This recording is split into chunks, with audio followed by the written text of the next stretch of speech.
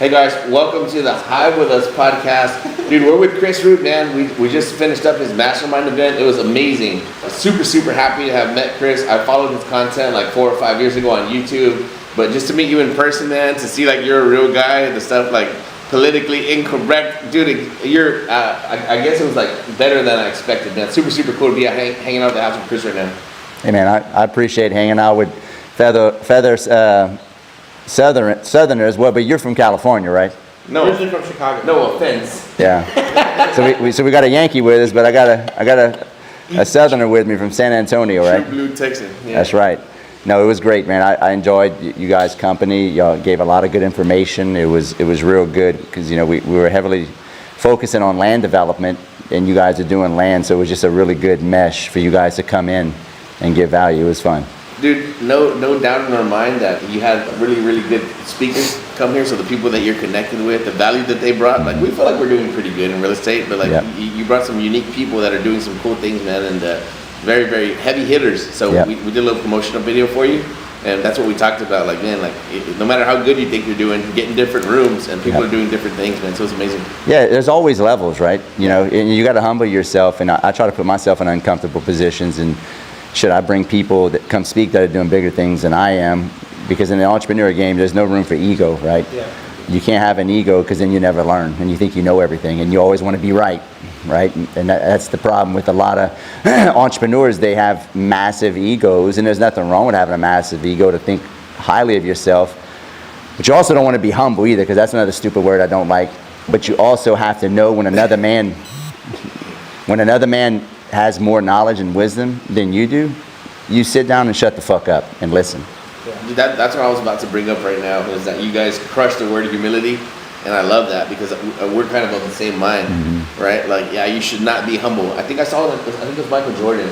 He was like, dude, he's like, you have no idea the mind games I had to play with myself to get myself out of where I was. Yeah. He's like, so that humble shit, you can leave that in the back burner. Yeah, it ain't happening. No, that's not a good thing. That's for emotionally weak people.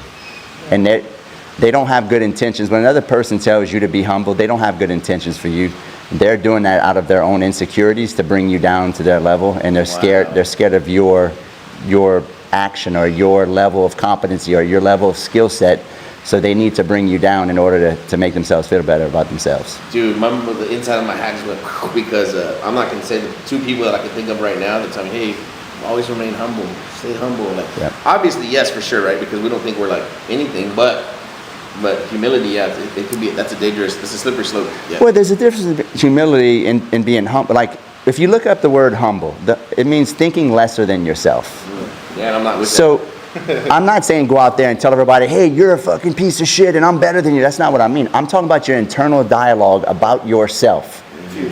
To yourself. You don't go around and tell everybody, hey, I'm better than you. No, you talk to yourself. You should be your own best friend. As an entrepreneur, this shit is so hard. If you're not your biggest cheerleader, if you're not your best friend, telling yourself, hey man, you can do this, you deserve this, you can do this if you put your mind to it. That's what I'm talking about when I say talk to yourself. Don't be humble. I don't mean go out there and amongst the crowd and tell. Braggadocious, yeah. Yeah, no, it's not. It's not what I mean. It's an internal dialogue. I love that. Yeah, absolutely. Great distinction. So a lot of people, they struggle with like success, and I think it comes from internal. So a lot of people, like, you have to be internally motivated to succeed. And I love what you said, is like no fucking off. Like no fucking off. But you have to internally make the decision to want to succeed and try to succeed no matter what it takes. And I think a lot of people are afraid to, like, they dip their toe in it and they're like, oh, it's not working. I just stick my toe in, that's it. It's not working. So go ahead. I got a inkling that somebody brought you up that was, maybe they were hard on you and they pushed you to excel. So where'd you get it from? Is it like, were you born like that, or where did it come from? So, yeah, I'll give him credit. So my stepfather was a fucking hard man. Wow. Hard. And I was his stepchild. Mama had me with her first marriage. I was the only sibling, only son. Then she got remarried to a man who already had 3 kids from a previous marriage. And I came in, and then they had 2 kids together. So I was like really the redheaded stepchild of the family. And I wasn't the easiest kid to be around. I was real high energy, ADD. Don't say. You still are. Yeah. Nothing's changed, right? So I was a hard child to be around. And he was hard as nails. He would wake me up when I was 13 and 14 years old if he knew I stayed up late on a Friday night and make me cut the grass on Saturday morning, even though I had cut the grass Monday. Damn. And he'd come outside and he'd say, he'd walk and he'd inspect my work. He says, you see that over there? You missed those spots. I want you to weed eat to the dirt. He would make me weed eat to the dirt. I would never forget those exact words. In addition to that, growing up, you know, in South Louisiana, it's hot. He would not let me or my stepbrothers stay in the air conditioner. We had to go outside. And he says, you want to be cool, you go sit underneath the tree. I didn't have AC when I was growing up. Man.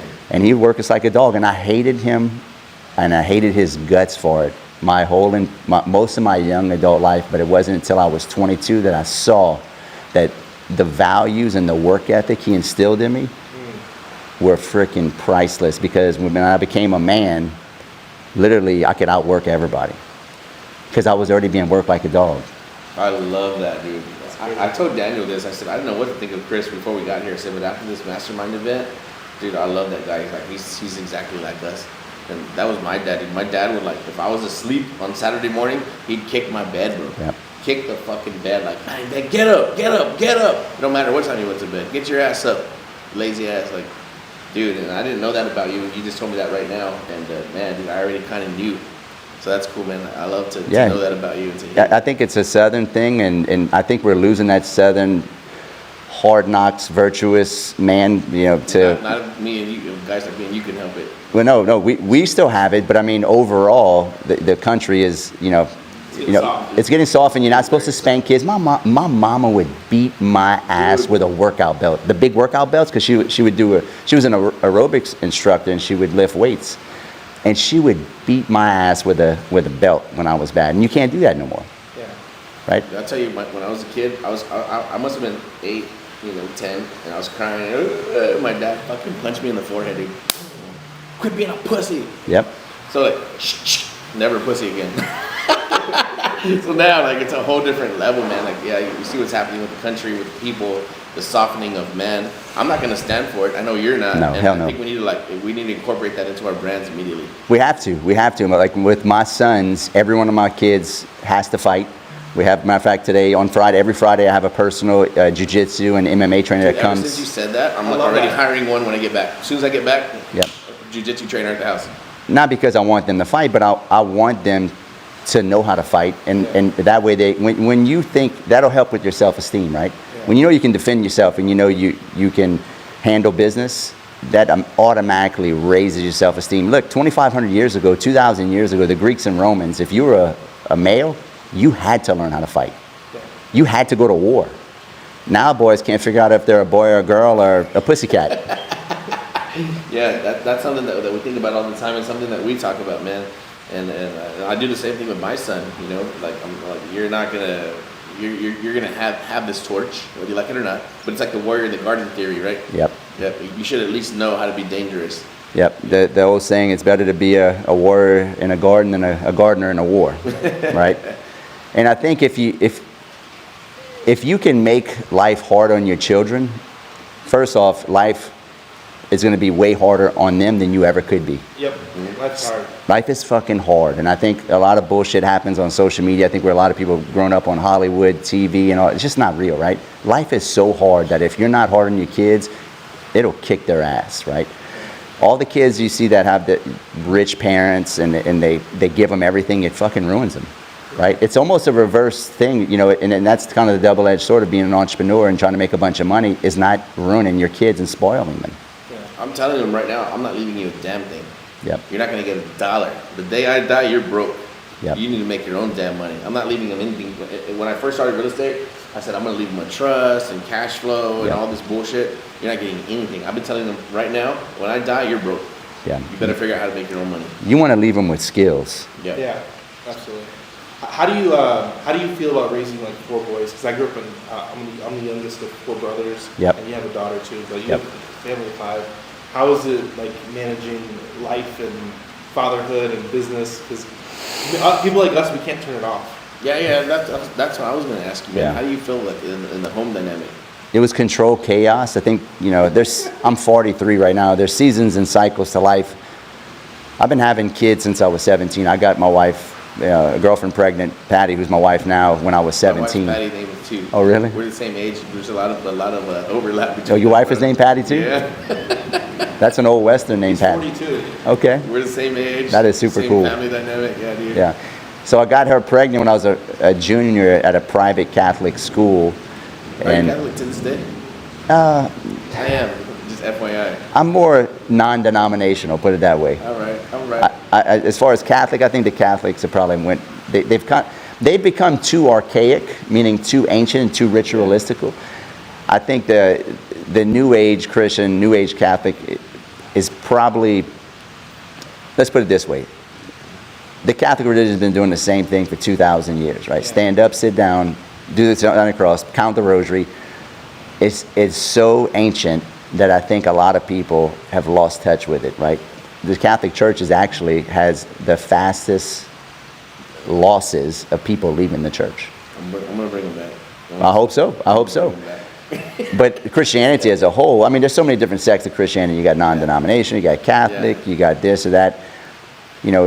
For me, I'm more of the camp, hey, do the right thing. Be a good person. Be a good person. Basics. Yeah, basics. I really love Stoicism. Yeah, I do too, man. When you guys started talking about that, I was like, dude, I've been studying this for like 20 years. Yeah. I think Stoicism and philosophy have a lot of correlations to religion, and being a virtuous man and doing hard shit.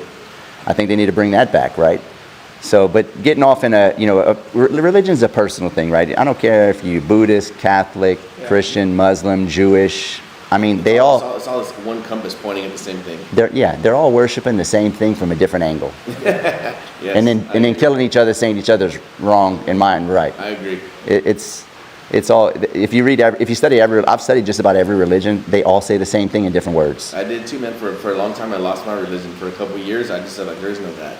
Right? Yep. I went through some dark times. Yep. And I clawed my way back, but I went through a lot of scripture, and I was like, wait a minute, this looks very familiar. Yeah. But yeah, I think we're all talking about the same thing, being a good person. But what I'm afraid for our generation to lose is you got to be a hard man. Yeah.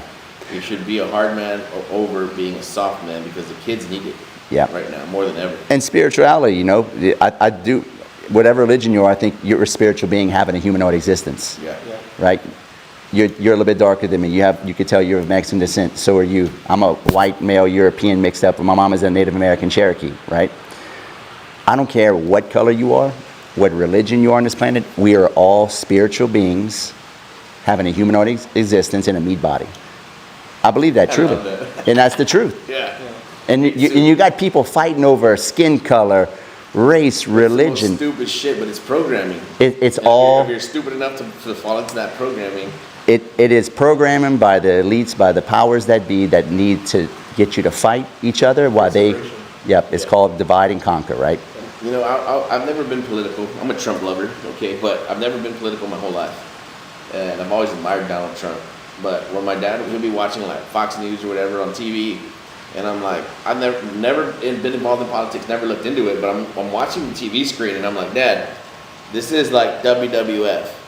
I was like, those guys are arguing. I said, but they're friends. This is before I got into politics. I said, those guys know each other. They're very good friends, and they're pretending to hate each other. And he's like, oh, whatever. And I'm like, no.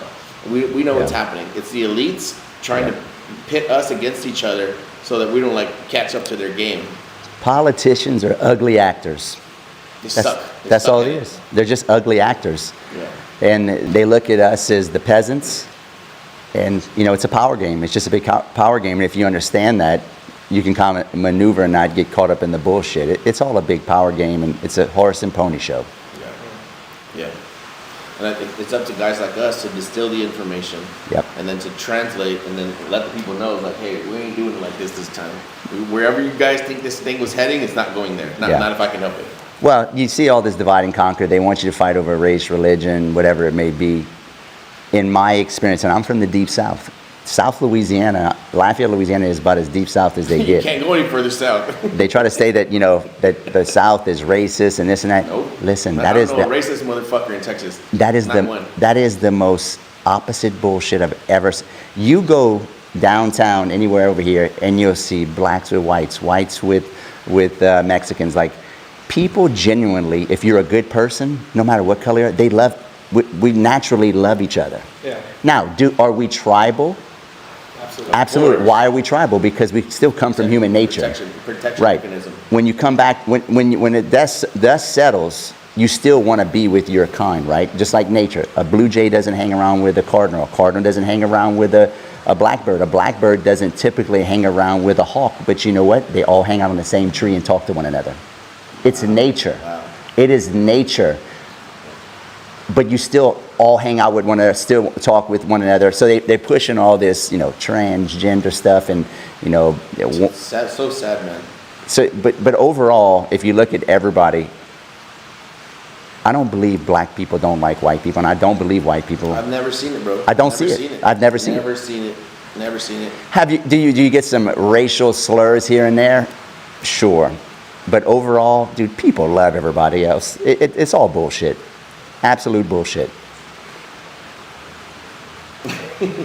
No, dude, I agree. I was born and raised, and man, I always tell this story. When I was a kid, me and my dad we were general contractors, right? And there was a white contractor who was rehabbing this apartment complex, and a white man hired us, and he wasn't treating us right. So we went to the main GC to like, hey, we can do cheaper, we better work, everything. And he said, nope. He said he would rather hire a white guy that sucks than to hire us directly to save money. He'd rather pay more money than not have to deal with those Mexicans. And we still took the job. We needed the money, bro. So that's the only racism that I can remember growing up. But in the South, man, everybody loves everybody, bro. Well, everybody's giving you a helping hand, bro. Yeah, I've got a better one. I don't like hiring white people for my jobs. I'd rather 2 out of 3 contractors we use are Mexicans, and I'd rather use them. They still have fundamental values. They work hard. Most of them aren't on drugs. Yeah, they like to drink their beer after work, but they don't come to work high and drunk all the time. Yeah. The Mexican culture is very conservative, very hardworking, very virtuous in the sense they take care of their family. There's a pride to their work.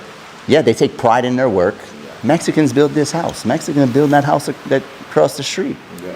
Right? So are there different cultures and that you should respect? Yes, I don't believe that all this mixing, and I'm going to be politically incorrect, I don't believe in all this mixing of the cultures. That's what makes us human. If we're all the same and we have no differences, what's the point of being human? Right? I love the Mexican culture. Mexican food is my favorite food. I'm a white guy with some Native American in me. Yeah. Right? So imagine if we were all the same. What fun would that be if we all looked the same? It would be no fun. Imagine having no culture. No Chinese culture, no Western culture, no Mexican culture, no European culture, no Chinese culture. What fun would that be? That's what they're pointing at right now. That's what the elites, that's what the media is pointing at right now. It's like, hey, if you guys are different, you should argue. Yep. No, you should be proud of it. No, you should be fascinated. Yeah. Fascinated with the culture. Hey, this is how y'all do things? Man, that's so cool. I love to travel and see other different cultures. It's freaking cool. I love that because when we came here and we went to dinner and we ordered a bunch of appetizers. Like, what is it? I don't know. Like, oh, that's alligator. Like, I've never had alligator before. Yep. We're eating alligator. That's right. It's a culture thing. Yeah. Right? We're having fun. Yeah, I mean, and it's funny to poke fun at different cultures and be, just silly about it, right? That's what makes us human. So I remember growing up, we used to talk shit about everybody, yellows and everybody. Yeah. We used to just talk. It was funny. Yeah. And now everybody's so offended. Dude. So at the end of the day, when it's nut cutting time, the human race comes together and pulls for everybody. Yeah, every time. Every time. Yeah. One thing I can say about Texas, people are like, oh, how's Texas? How's Texas? If your car dies at the stoplight, you don't have to do anything. People immediately exit their vehicle and push you out of the way. You don't have to flag nobody down. You don't have to do nothing. They just help you. Like, damn. I was at a traffic light one time. This guy's in a van. He had all this wood on top of his truck. He slams the brakes at the light. All the wood freaking falls off the top of his van all over the street, dude. I'm talking about like 4,000 2x4s. And everybody just came in, started just loading it on the side of the road. Boom, boom, boom. That's the human race in action, man. And all this shit you see on the news is not true. No, it's all bullshit. I remember I took Patty last year to Houston. We were looking at a business opportunity. And somebody said, hey, you need to go to this club. It's a cowboy club where you dance. It's in Houston. It's called the Stampede. You ever heard of it? No. In Houston. Is that where you and your broke back friends go? Yeah, that's where we go. But it was the coolest thing. I brought Patty there, and I think it's going to be a bunch of white cowboys. Yeah. We got there. We were so fascinated. Every race, every color, every creed of cowboy was there. There was Chinese cowboys with cowboy hats and their cowboy boots, doing the line dance. It's a celebration of cowboyism. It's Texas. Yeah, a celebration. Yeah. It's a celebration of Texas culture, and it was every race, every religion, black, white, They had Chinese cowboys. Never seen it. I've never seen it. I've never seen a Chinese cowboy. I knew there was a lot of Mexican cowboys, a lot of blacks, and it was a mixture, and everybody was dancing and cutting up, and that is America. That's America as a whole, bro. Yes, and it gave me the chills watching it. And Patty's like, look at how, cause you don't see that often. You don't see that in South Louisiana. So I saw a video recently. It was, as long as you respect it and honor it, it's all fair game. This is the real America, bro. The real America is people coming together, helping each other, and what you see on the news and the TV is not real. You know, it's not real at all. And you know, when you're from Texas, I had an Uber driver, and he was like, something. I grew up in New Jersey and all this stuff. I said, oh, cool, you're from Jersey? He goes, no, I'm from Texas. I was like, oh, I like this guy. Yep. Yeah, he was like, no, that's true, man. When you get to the South, right? I'm sure Louisiana's the same. Yeah. Well, I think Texas is the heartbeat of America. It is the quintessential purest form of Americans is Texas, because it's the American way of life. And then everything else, I think, spreads out and has different cultures, but that is the truest form of America is Texas. I believe that. Oh, dude, thank you for saying that, dude. And I feel the same way about Louisiana. I feel like everybody we've met so far has been amazing, dude. So amazing. I told the Uber driver, I was like, dude, I said, when you get here, I said, you're not black, you're not white, you're not Chinese. You get your gun, you get your Bible. That's right. You pick up your arms, and you're Texan now. Yep. And you better defend it. That's exactly right. Yep. And it works, and it's the American way of life, you know, the guns, Bible, bullets, beans, and hard work. I literally have a Bible and three pistols on my dresser right by my bed. I don't know if y'all noticed that pistol on the side of my... That's the first thing I saw, dude. It's in the camera. The first thing I saw when I got here. That's just, I have one there, I got one in my room, and it just, that's just our way of life. Yeah. Right? Not because I want to hurt anybody, but it's just protection. Yeah. I'd rather have it and not need it than to need it and not have it. 100%. Yeah, I'm never trying to hurt. I'm never going to shoot anybody in my life. I already know I'm not going to shoot anybody in my life. But there's always going to be a gun close by me. That's right. 100%. Dude, so tell us a little bit about your real estate career, man. Like what possessed you? Let's start early. So one of the things I love about this because you started at 22. That's when I started my first business. 22 at business. It's fucking crazy starting that young. And what was the growing pains? I know you started a mechanic shop. Mm-hmm. So let's talk about growing pains, employees, dealing with all that stuff early on. Well, let me back up so you can know who I am as a child and how I got into entrepreneurship. Okay. I tell you, I was, ADD, ADHD, all this bullshit they label these kids that just have a lot of energy. Yeah. When we're just high energy functioning kids. Yeah.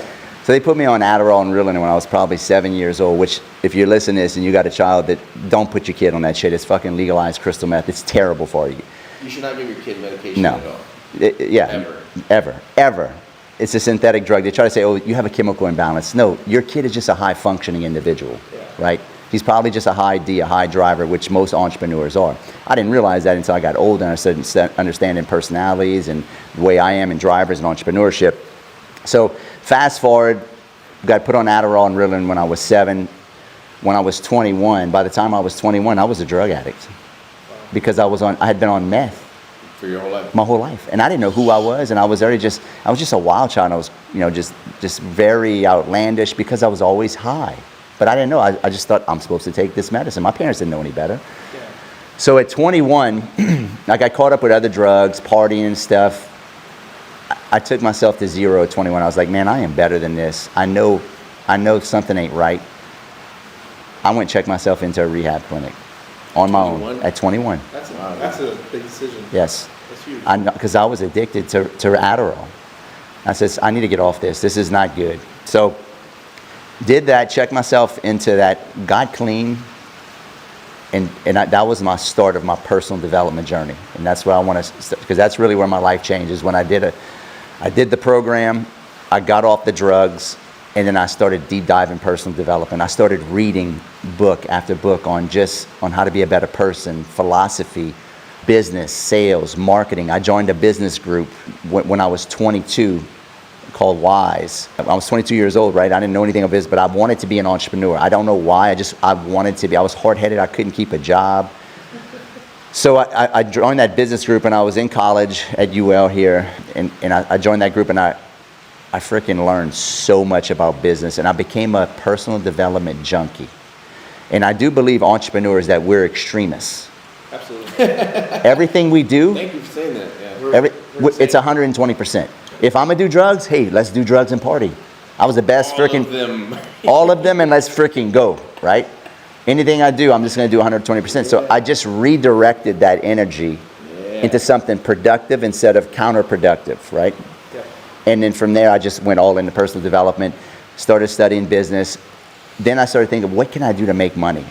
I'm in college, I wanna be an entrepreneur. My dad sent me to get the oil change in one of his vehicles. I was working for my dad in the oil field at the time. He had a little rental tool company. And he sent me to get the oil change, and I noticed that people were taking a little while to go in there. They were complaining, and a light bulb went off in my head. I said, I bet you if I do on-site oil change, I could go meet them at their house or work, and I can make a killing because they don't have to leave, and I can charge almost double just for the convenience. Mm-hmm. So I borrowed $100 from my dad. I didn't even know how to change oil. He showed me how to change oil in his Dodge diesel Cummins. I was like, this is easy. You just drain the oil and change the filter. Borrowed $100, got a set of wrenches, oil bin to catch, and made me some business cards. And I started handing out all around here in Lafayette, all the fleet accounts. How old were you? I was 22. Sick, dude. That's when I started. And I was a junior in college. Started handing out cards everywhere, and dude, it blew up. It's just like I thought. People didn't want to leave work and waste their whole hour trying to get their oil changed. So I was going and just changing oil in between. I was taking about 12 to 15 hours in college. So I had a jumpsuit on. I would come to my college class full of oil in a jumpsuit in between running to class. And I did that till I graduated a year and a half later. And by the time I graduated, I had diversified into doing detail work, oil change, and auto glass, repairing and replacing windshields. By the time I was 23 when I graduated, I had made $115,000. This is 2005 when I graduated. That was a lot of money for 23 years old. So I graduated college, and I'm like, I'm not going to get a job. My buddies are going to get jobs for $35,000, $40,000 a year. I made six figures. I'm gonna keep doing this. So I said, you know what? I'm gonna scale this. So I started hiring people. I got more trucks in the road, and I got that up to a couple $100,000. And then I hit another wall. I was like, this is not scalable. I need a shop. This is 2007, 3 months before the 2008 crash. I found an opportunity to buy a store. Well, let me back up. I found an opportunity to rent a store that somebody wasn't paying their lease, and I went to talk to the owner. She kicked him out because he wasn't making payments, and I got to lease my first shop. I doubled my income. 6 months later, I was like, okay, I got this shop humming. I want another shop. That's how I just always want to go more. I got caught wind that another guy who was on drugs that owned another shop in one of the busiest spots here where I live on Johnson Street had a lube shop, a mechanic shop that he wasn't paying his taxes, and he was about to lose it. So I was like, I went to talk to him, and we made a deal. I was 25, 26 at the time. We made a deal at $860,000. This is back in 2007. I didn't have to buy his shop. I didn't know how I was going to do it. I had decent credit. I went to my banker, said we could get the deal done. We have to do SBA if you got good credit. I said, well, I got good credit, and you have to come up with 20% of the loan. I was like, fuck, I don't have that money. Well, this is 2007. I don't know if you guys are older. 2007, the real estate market was booming. Remember that? I was in construction at the time, so I didn't know anything about real estate, but my construction company was fucking jamming. Yeah, everything was booming. I timed it I put my house for sale at the top of the market. I had built a little spec house like maybe 3-4 years prior to that, and it almost doubled in value.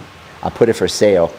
It sold 32 days later, and 10 days before I was supposed to close on that SBA loan. I made $126,000. I needed $125,000. I took that $125,000, I put it down on the SBA loan. Bought an $860,000 shop on the busiest street where I live. Doubled my income again. Damn. Then I bought a foreclosure. Lived in that, I believe it was like 16 months. Sold that. And I had a piece of land I had sold. And every time I would sell my house or sell a piece of property, I would take that and I'd use it as a down payment to buy another shop. I did that 4 times. I had 4 locations here in Lafayette. I had the biggest mechanic shop, Quick Lube, in Lafayette at 26 years old. I had four locations, 33 employees. I was doing about $3 million in revenue, which is not a whole lot of money, but for 26 years old, it was a lot of money for me, right? Yeah, it's a lot of money for a kid. So that was the start of my entrepreneurial career mixed in with real estate. So I owned the real estate except for, I ended up buying all the stores except for one of them. I was just leasing. Did that up until 2011, and I was like, man, I'm making a lot of money. I had like $250,000 saved up. I was like, let me get back into real estate. Started looking at buying more some rental properties, and I didn't understand how to buy right and how to buy cheap back then just quite yet, because the house I had bought, it was just timing. Because literally when I sold that house, 3 months later the market crashed in 2008. I would have lost all the value in the house. I just timed it. It was no skill. I was thinking about that, dude. All timing. So did the ultimate perfect divine time. The perfect time. It was not skill. It was absolute luck and timing. It happens like that sometimes. It happens like that sometimes when you're intentional about things. The universe kind of lines up. Things happen. And we'll tie into some more stories about that. 2011 came and I was like, I want to buy some rental property. So I read Rich Dad, Poor Dad, and that book opened my eyes up to assets, right? You kind of instinctively know that, but you need to be told that. It's good. It's good instruction manual. Yes, absolutely. So I was like, well, I need to buy some rental property. So I started making a bunch of offers on MLS and buying okay deals, buying at 80 cents on the dollar, which I don't recommend. You need to buy cheaper than that, right? Yeah. It's not. 80? Like, I'll take that all Yeah. day. That's So a bigger pocket buyer. that's a bigger pot. Yeah, that's an amateur buyer. Listen, I don't buy like that no more. If I can't steal it, I don't buy it. That's how you're gonna hedge. I roll for houses. What? If you're gonna give it to me, That's right. I'm not gonna buy it. If you, I'll substitute it or something. I'm not gonna buy it. if you can't steal it legally, morally, and ethically, you have no business I buying love real that you estate. said that too, man. Legally, morally, ethically. You Yeah. can destroy it in real estate and still be a good person. Absolutely. You just find the person that's willing to trade out equity for a fast sale. Yeah. A motivated seller. They have a problem. Trade equity for time. That's it. And they're out there. And you don't have to bullshit people. You don't. I just tell them straight up, hey, this is my pitch for you guys. Hey, listen, I don't want to waste your time or mine. I'm not a retail buyer. If you need to get full retail, you can just maybe go ahead and list it with my wife. Otherwise, I got cash and I can close quick, but I'm going to need a good deal because I'm an investor and I'm not buying it to live here, right? I got to make money on this house. So that's my script. And they either say, no, I can't, or Chris, I totally understand. I'm not looking to get 100% of the value. I just need to get out of this house quick. Yeah. If you can give me a offer, I'll consider it. That's the game. And X amount of those will equal X amount of deals. You talk to more people. And then it's a numbers game. You got to talk to maybe 30, 40 people before you get that one good deal. Mm-hmm. But I didn't understand that game back in 2010. I was just buying whatever. Ended up buying a bunch of single family homes, overpaying for shit. And then 2014 came and oil went from $125 a barrel to $25 a barrel and destroyed the economy here in South Louisiana because I had a bunch of fleet accounts that was from the oil field, and I lost like a quarter of my fleet accounts, and it was not good. And then I ended up buying a lot of houses that were higher end, like $150,000, $200,000 houses, because I didn't want to buy lower end houses, and I was in a bind. I started losing revenue every quarter to the point where I got to where I was losing $20,000 a month. On those houses? No, off my, but Or just on the business? between everything. The house, I had bought 33 single family homes and I had 4 locations. And I had just had my 3rd child. I had a nervous breakdown. I was like, shit, I don't know what I'm gonna do. And I didn't want to tell my wife, so I was like, How old were you? I was, I take that back. My nervous breakdown was in 2008, right? But that was the first breakdown I had because I had just bought all those shops. Things got really hairy too right after I bought all those shops. Let me back up because the first time I almost went bankrupt was right after I bought all those shops. I had bought all those shops, then 2008 happened, and on top of that, we had 2 hurricanes that hit back to back. I just bought 4 shops, and I had people on salary, and I still had to pay them. Yep. And I had literally been in the business with all 4 of those shops, maybe 6 months. I had 0 money. I couldn't even make payroll. I had to put payroll on my American Express and then tell American Express I couldn't pay them. Dang. And then I had to let everybody go. I've done that before. Yeah. If you're in business, it happens. Now, there's no guru shit. Like, this is real. This is business, right? Yeah. You're going to have cash flow problems. All this bullshit, like, oh, you just start a business, you make a bunch of money. Absolute horseshit. This is true entrepreneur stories. Yep. I had to let everybody go. I let all the hands go and all just the key people stayed. And we did everything. We all did the jobs of 2 or 3 people. And we soldiered our way out of that. It took me about a year to get back to where I was, okay, we're okay, everything stabilized. 2009, that was my first experience of almost going bankrupt. Yes. Then 2014 came and it happened again because the oil went from $125 a barrel to $25 a barrel, and my shop started doing the same shit, but it felt like it was even worse than 2008. And I was like, shit, what I'm gonna do? Patty, we had our 4th child, and I was like, you know what? Real estate got me here. Real estate can get me out of this shit. So I started YouTubing real estate investing, and that's where 2014. We started on YouTube? Yes. Wow. 10 years in the game. Sick. 2014 I started, and then a black guy came up on YouTube saying, I'm not a duru, I'm a guru. So that's how I found you, Max Maxwell. No, not Max. No, it was another guy, Nasari. Okay. I forget his full name. But anyway, Sorry.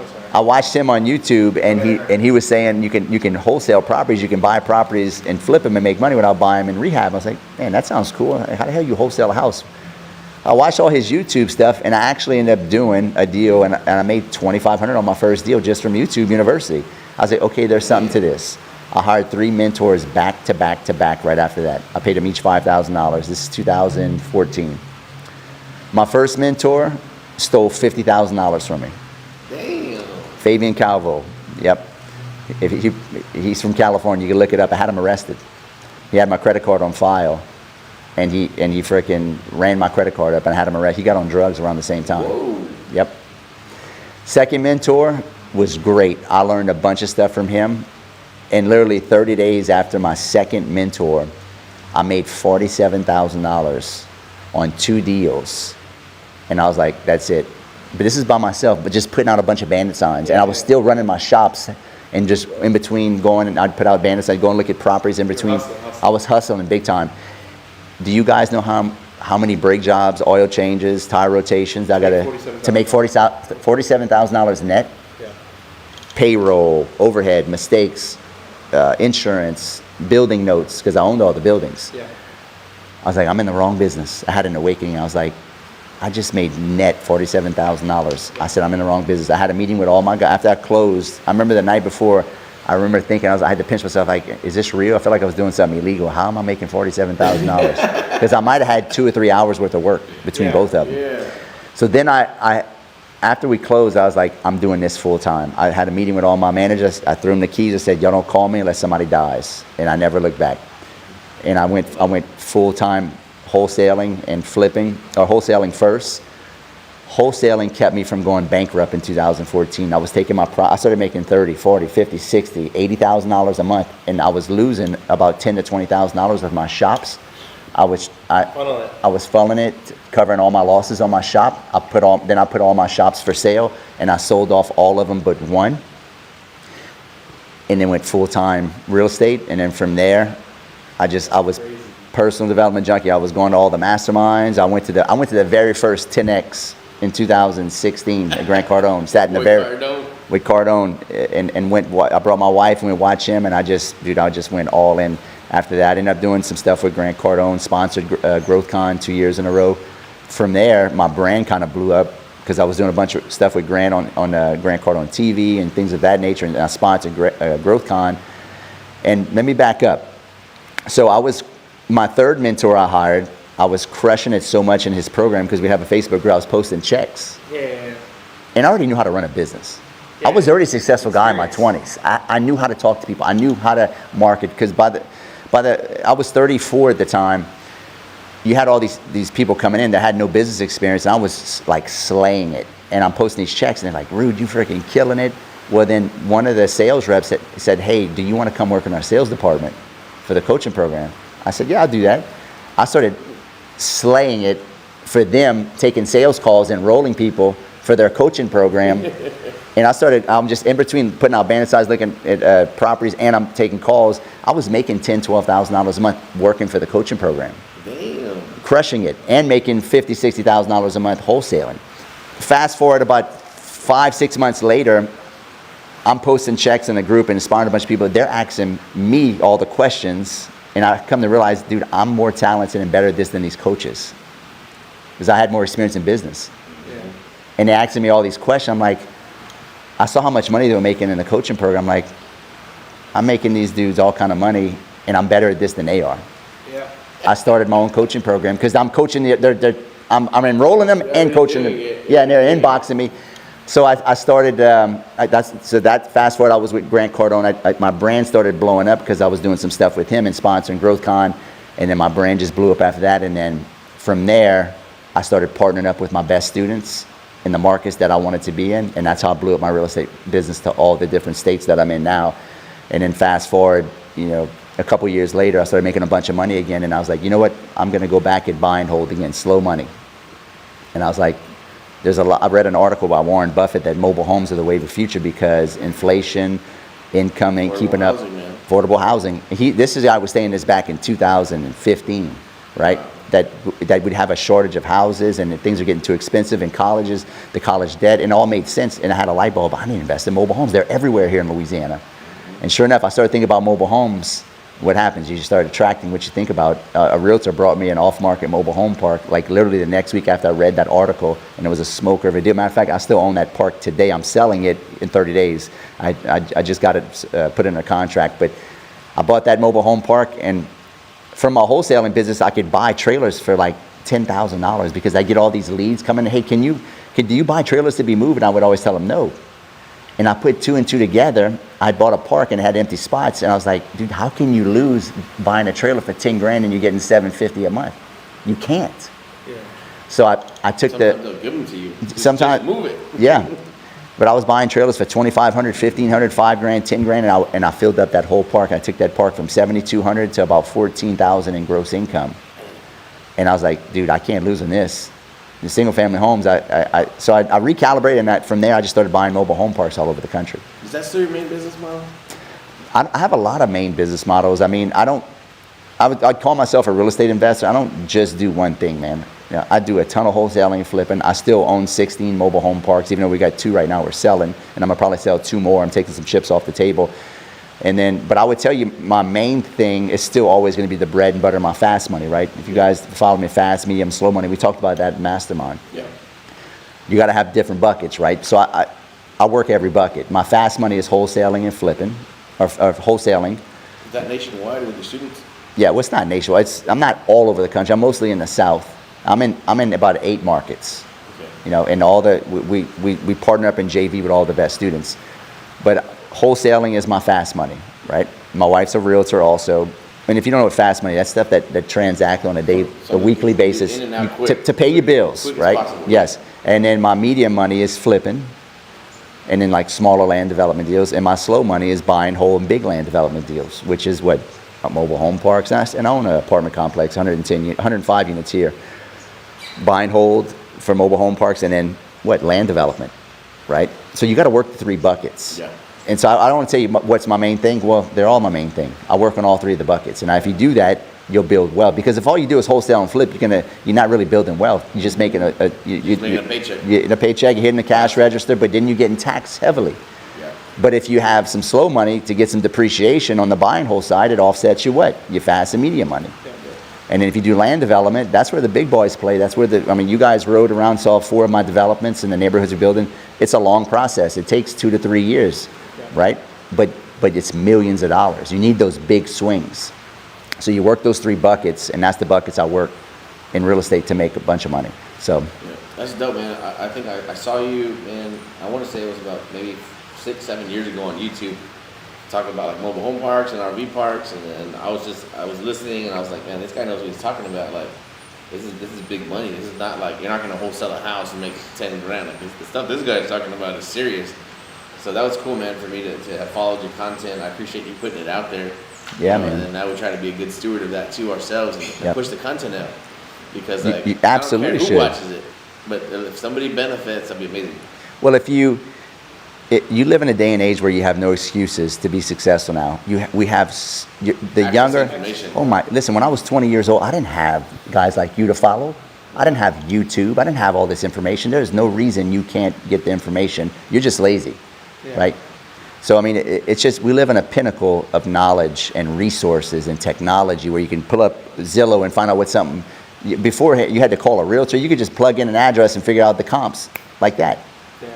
So there's and just all the entrepreneurial skill sets you can get from all these guys that are doing big stuff. Now, granted, there's a lot of clowns and bullshit, artists on social media too. Out there. They're out there. So you got to. The jesters of real estate. Yeah, they do 2 deals and they're an expert, right? Smoking mirrors.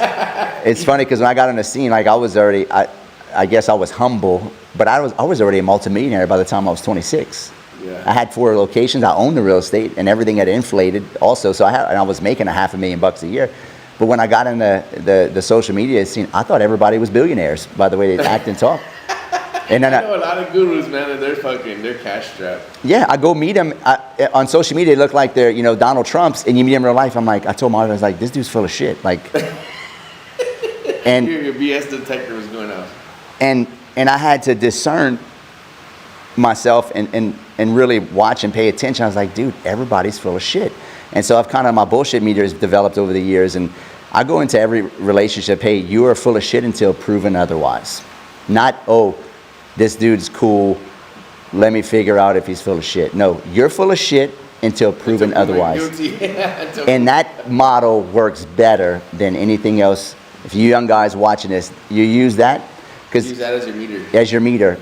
Yeah. If something doesn't smell right, if something doesn't look right, it's probably not right. Yeah. If they're what they say doesn't match up with what they do or their lifestyle, a lot of these guys with flexing cars and all that and this bullshit, like, you can't fake this big house I'm in. I didn't rent this fucking house. You can't fake all my cars. I mean, this is one of my houses, by the way. Yeah. I have a house in Destin on the beach. I have a house in Gulf Shores on the beach. Not rented, I own it, right? I own 16 mobile home parks. I make millions of dollars in real estate.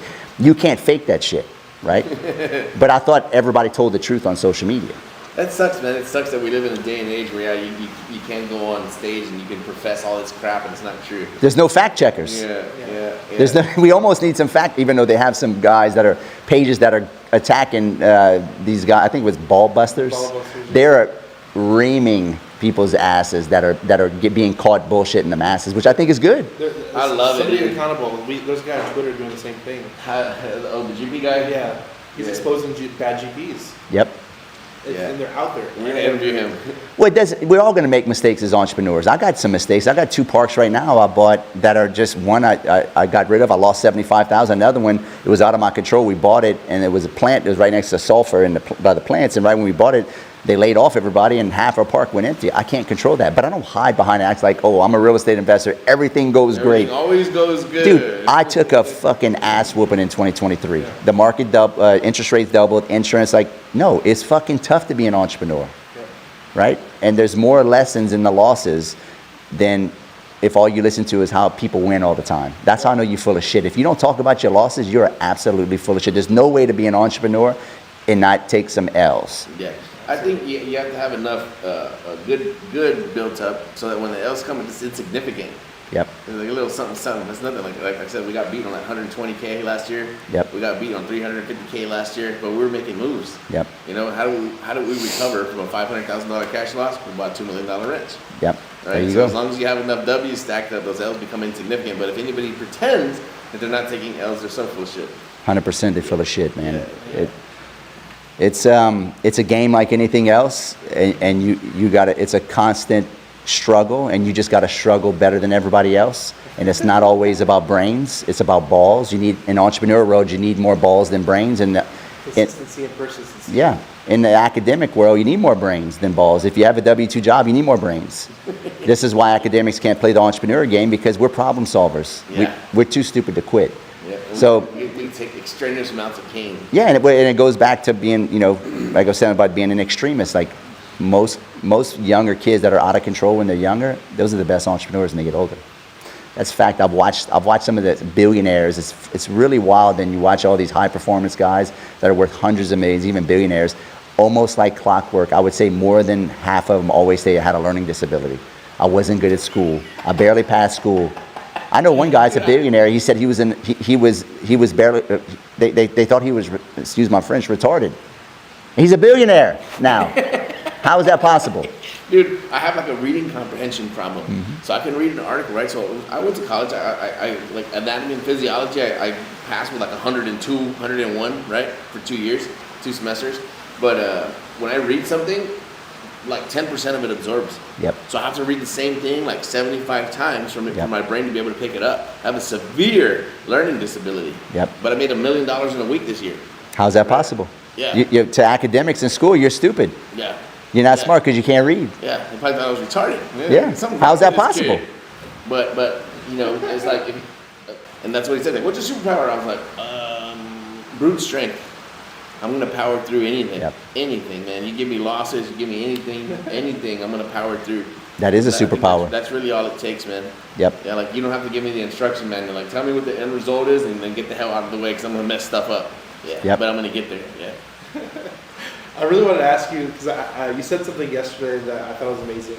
Your phone's always in your hand, and you said that you can manage mailers by yourself. Yep. We're gonna do mailers together, just FYI. I can tell you that.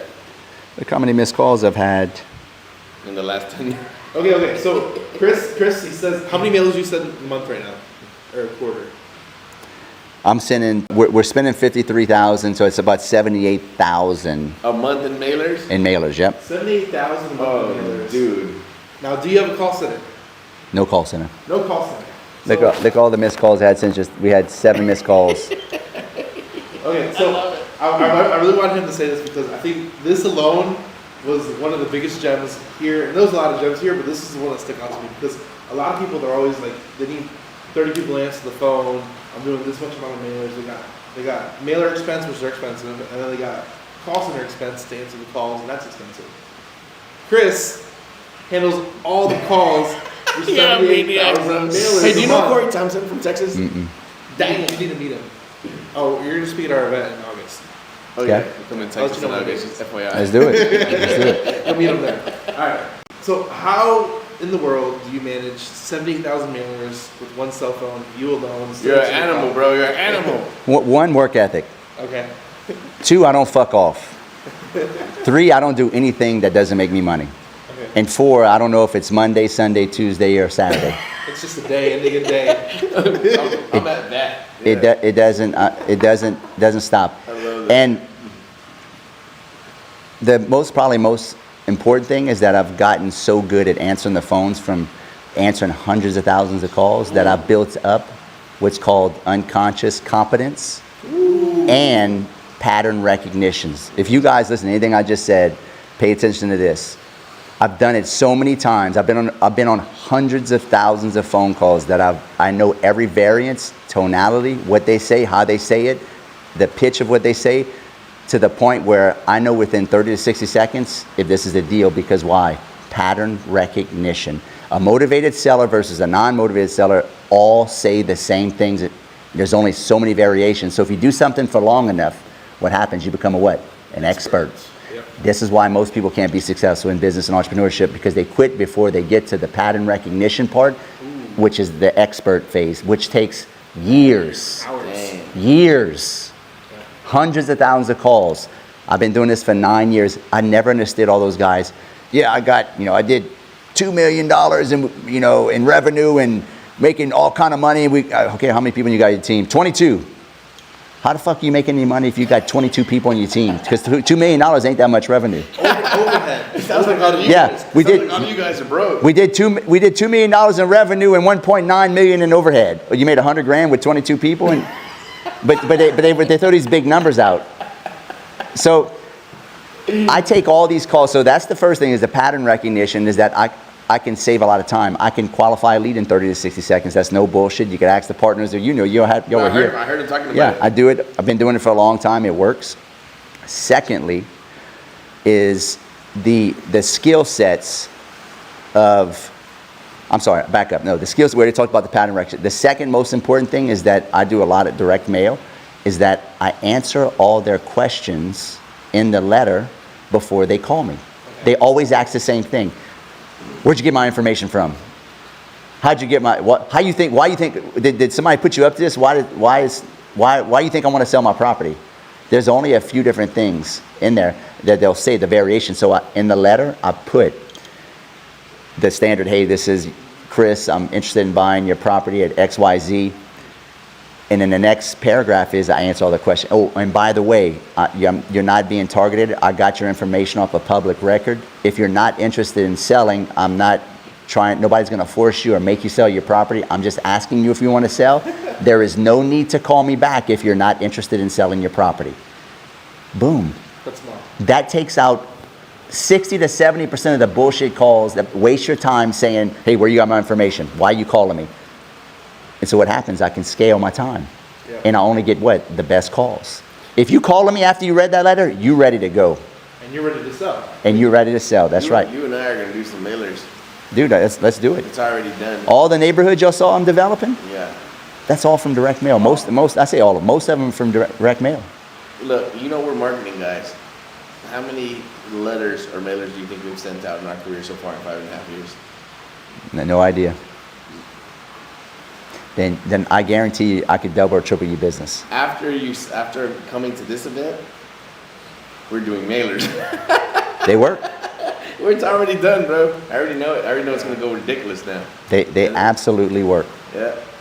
That's crazy. Yeah, we're partnering on deals immediately in Texas. No, let's do it, man. I'm next door to you. We're like, we're like your first cousins now, because I mean, y'all so close to me. We can do deals, and it's easy for me to get to Texas and do a deal with you guys. Bro, I'll tell you why we go so fast. We've only been in this for 5 years, right? And we're about to have like $100 million a year. We partner with everybody, bro. Everybody. That's the game. Everybody's our friend. We'll never hurt anybody. We'll never steal a dime. We'll never take a deal. If a deal's going south and we're going to like 50-50 deal, you can just have our half. Yep. You know what I mean? Like we love people. We go so fast because we partner with everybody, bro. That is very smart of you. The best coaches partner with their students. Yeah. I saw you doing that, dude. I was like, yeah, this guy has it. I told Daniel, I was like, this guy knows what he's doing. It's like we're operating the exact same identical business model in like different universes. And if you're listening, you can do the same thing. You can do the same thing. There's plenty of room. Absolutely. It gives you, it's a funnel. If the coaching program gives you a funnel, because you're showing them what you're doing, they go out, they're like lieutenants for you, and they go out, they bring you the best deals that you would never have access to. Yep. That's what I've done. And everybody wins, bro. I'm going to make a everybody video wins. Everybody should be a coach. Yep. Like, well, I don't know about everybody should be a coach. Not until you get, you become somewhat competent in what you're doing. Here's my thing, is that if today's your day 2 in the business, you know more than somebody at day 0. Yep.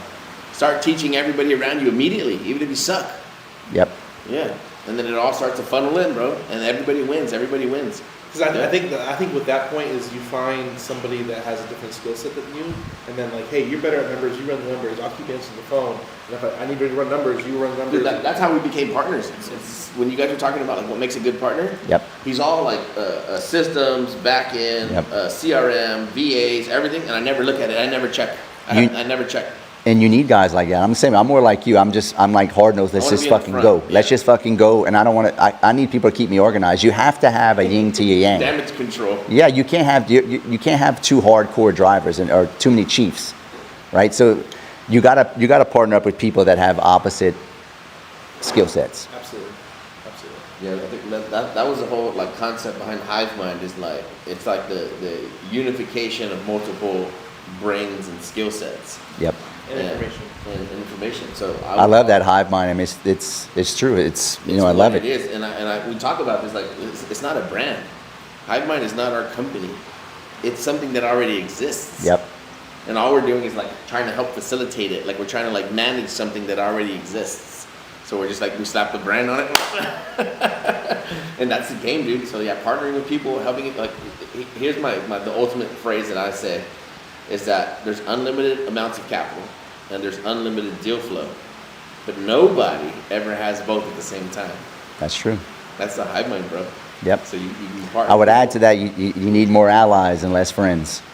Ooh, damn, that's a bar. That's a tweet. Allies help you make money. Friends bullshit you and get you hung over. Yeah. That's a good What is a quote that is yours or somebody else's that you resonate with? A quote that's somebody else's? It's yours. Anybody's. A quote that you love. Oh, a quote that I love that's not mine. It could be yours. Well, let's go with someone that's not mine. I love the quote by Jim Rohn that your income seldomly exceeds your personal development. Meaning, Wow. the more personally developed you are, the more you work on yourself, the more money you make. I'm a big personal development advocate. You work on you need to work on yourself harder than your business when you first get started, because that's what I did when I was 22. I hit zero. Work on yourself harder than you work on yourself. I hit zero at 21. I was like, man, I'm fucking up, and I just poured into myself, right? And that's why I made money. That's why I was skilled up. As you guys that follow me, I talk about skilling up. It's all skills, right? You're gonna fall back to the level of your skills, right? Not your luck. You're gonna fall back to the level of how skilled you are. Dude, I love that quote, man. I'll tell you something I never said on the podcast before. I was like with my brother or something. We walked to the mall, right, when I was a kid. I was probably 11 or 12 years old. And we walked into a bookstore. And I wasn't interested in fantasy, right? I'm not interested in fiction. So everybody's like, oh, this book, this book, this book. And I'm in the bookstore just like a kid that just walked into a pyramid. I'm like, there seems to be a lot of information in here. And I'm looking around. Nothing's interesting to me at all. And I saw one that said self-help, personal development. And I was like, what the hell do you mean self-help? Like, what do you mean by that? And I just picked up one book and started like looking in there, thumbing through it, started looking there, thumbing through it, addicted. Yep. For the rest of my life now. As a kid, I got myself addicted to personal development. And it took every bit of 20 years for me to kind of round out. Yep. But dude, I love it, bro. So I love the quote, like literally. Yeah. And then piggyback on that, and you can do all this stuff right and be personally developed and work on yourself all the time, but if the people you're around aren't doing the same shit, they're going to hold you back. That's why I created allies. That's why I have no friends. And when I say I have no friends, I know what you mean. If you need, dude, if you're a grown man like me, you need a bunch of friends. Let's just be real. You super insecure. Yeah. I want to be around men that want to build together. Yeah. Not get drunk and just talk about fucking LSU and Alabama and just nonsense, mindless entertainment. I want to be around men that are freaking they have goals, they build together. That's what I say when I have no friends, only allies. All of my friends are entrepreneurs that are partners. That's allies. That's what the Allies Mastermind is about. That's what you came over here and experienced. All these people are trying to make money, build wealth together, create meaningful relationships. Yeah, and help each other. When somebody asks me like, hey, do you watch football? I feel like kind of personally attacked. Yeah. Like I feel like embarrassed for them. Like, damn, I wish you never asked me that. Like I don't know how to answer that. Like you got too much time on your hands, my friend. Oh man, I have Must not. be nice, Yeah. But hey, you see the game? I'm like, I don't watch sports. I feel like you just. I feel so attacked. I'm like, I feel embarrassed for the person. Like, I can't do that. Yeah, they look at you like something's wrong with you because you don't know every statistic of every football player. I didn't even know who was playing the Super Bowl 2 or 3 weeks ago. I had to ask my wife. I still don't know. Yeah, and you got these guys with all these jerseys on, fired up and like screaming and getting in fist fights with the other team, and they wouldn't even fight for their own financial freedom. But they're gonna beat up a guy because he's the competition of a team they don't even play on. He has a different shirt on than they don't pay him either. You're cheering for these millionaires like, y'all go win. Like, why don't you win by yourself? Yeah, dude. I mean, I don't want to be in the stands. I want to be on the field. I want to play. Like, it's ridiculous. I see the same thing with movies. My wife has to like lock me in handcuffs to the chair to watch a movie with her because like this guy's rich, this guy's living his dreams, and then I have to sit on the couch and watch it as my source of entertainment. Like, no, thank you. No, thank you. No, I'm good. My life's good. I don't want to watch a TV screen of what somebody else is having an amazing life. That's Not right. Interested. That's right. It's all fake anyway. Yep. No, you got to get away from the mindless entertainment. Like I told you guys when I was speaking, like I don't fuck off. I don't do any mindless entertainment. Everything is growth and value driven. Everything is intentional. Everything is purposeful. I only do stuff that moves the needle in my life. That's it. Everything else is bullshit. Even if it's not for me, bro, I'm trying to move the needle for my wife, trying to move the needle for my kids, my parents, my sister, him, his family, like. Even if my needle's already moved, I'm trying to move it for other people now. Yep. So I have zero time to give, zero crap to give. We're not wasting. Dude, I work, bro. People are like, yeah, you guys are lucky, man. You guys are doing all this stuff. And I'm just working my ass off, and I'm not even looking at what's happening behind me. I don't look at the likes. I don't look at the comments. I'm working, bro. Yep. And I got that vibe from coming to this event. Like, dude, this guy's on it. That's why we're like, hey, these guys like Corey Thompson. That's Corey, bro. He's one of our mentors. He's one of our friends from Texas. He's a nut, bro. He rubs people the wrong way for a living. Because he probably tells the truth. The guy works his ass off, bro. He's a guru destroyer. He works his ass off. And I admire that because that's all I care about. I just want to work. Yeah. I'll be working. I'm dying and like, hey, you only got like 72 hours to live. I'm like, shit, I gotta make like 6 phone calls. Yeah, man. Yeah. We ain't got a whole lot of time. Yeah. Nope. Yeah, I'm going, bro. I'm working, bro. Yeah. Super good event. Dude, I'm so glad we met. I feel like we're gonna be friends for life. Absolutely. I didn't know how real you were until we came to this event. Like we got more than we bargained for, man. We were kind of already like fans, but now we're super fans, bro. So I'm just glad to know you as a friend and as a person, dude. Absolutely. You got an ally now. Yeah, we're about to make some money. That's right. Let's do it. Where can people find you online? You have your Allies Mastermind. You've been saying Ally a lot, but where can people find you online? And tell us a little about the Allies Mastermind. Yeah, you can find me on Instagram at Real Estate Rood and Chris Rood Entrepreneur. I have 2 pages, and then Facebook, Chris Rood. I'm on LinkedIn. I'm on YouTube at Chris Rood Entrepreneur. And then I have the Allies Mastermind where we do them every... How much is it? What do you cover? When is the call? All that stuff. So the Allies, I have layers of it. Allies Mastermind is every quarter, and I do them all over the country. We did this one at my house because we specifically focus on land development, but I usually do them all over the country. That's every quarter. That's $5,000. It's not cheap to be a part of my group. Like, it's expensive. No, $5,000 is cheap. That's amazing. That's for the value... Amazing. We made $5,000 just by coming. Yeah, you got to listen to guys that are worth a lot of money pour into you guys with all the mistakes. I mean, you were there. So it's $5,000 if you just want to come one and done, or you can join the mastermind, which is $3,000 down, $1,000 a month for a year. You get coaching calls every Wednesday. You get to talk to me personally. You come to the events every quarter, and then I have a local group called Alliance. If you're local to Louisiana, Mississippi, Texas, it's not far. I have a meetup at this house every other month, which is only $500 a month, and we have a mastermind for about a half a day every other month. So I'll probably have you guys come to one of those too, and then you can go to chrisrood.com if you want to book a call with me, and we can get on a call if you need coaching or whatever. So that's kind of where I'm at. You've never seen a more transparent guru than Chris, man, and love the vibes, love the energy. The people that were in the room were amazing, right? So if you haven't been to the mastermind at least once, you should definitely come. I mean, like I think we're doing okay, but when you come and you get in a room with people like this, like no matter what, there's somebody that can take you to the next level. And you're like, well, man, I don't have $5,000 to go to a mastermind. You definitely need to find the $5,000 because what the $5,000 is going to make you $1 million. Yeah. Listen, guys, I got over $1 million in personal development. That's no bullshit. I've spent over $1 million in coaches, mentors, personal development, books, classes, everything. It works. You're compressing time. You're figuring out what a man had to labor hard for, and he's giving it to you in a silver platter where you can do it easily and take all the mistakes out. So, and these are million. I got one business. I'm $1.6 million in the hole too, right? All the other guys, they didn't just tell you all their wins. They told you their losses. So if you got all that information, the losses are more important than the wins. Yep. So if you're thinking about it, right, like as far as like making an investment in yourself and somebody, you got to get around the people that are doing it, and the people that are doing it have lost a lot. Right? They've got their teeth kicked in the butt. So you can do it yourself. You can invest it. Not only are you losing the capital, right, because you're not making moves, but you're losing the time. If it takes you 5 or 10 or 15 years, and then you get in a room like this, and those guys take you to the next level, that's something that you need to think about. It's like the $5,000 it's so insignificant because you're gonna lose probably millions by not coming. So check out Chris Rood's Mastermind. Check out the in-person events. We learned a lot. We met some really good people, and now we made an ally that we're about to start making a lot of money with. Absolutely. You can't afford not to come, guys. That's no bullshit. Yeah, so. I'm so glad we came. Thank you for the invite, dude. Absolutely, man. Badass event. It was amazing. Food was amazing. Yeah. Food was amazing. Just come for the food, guys.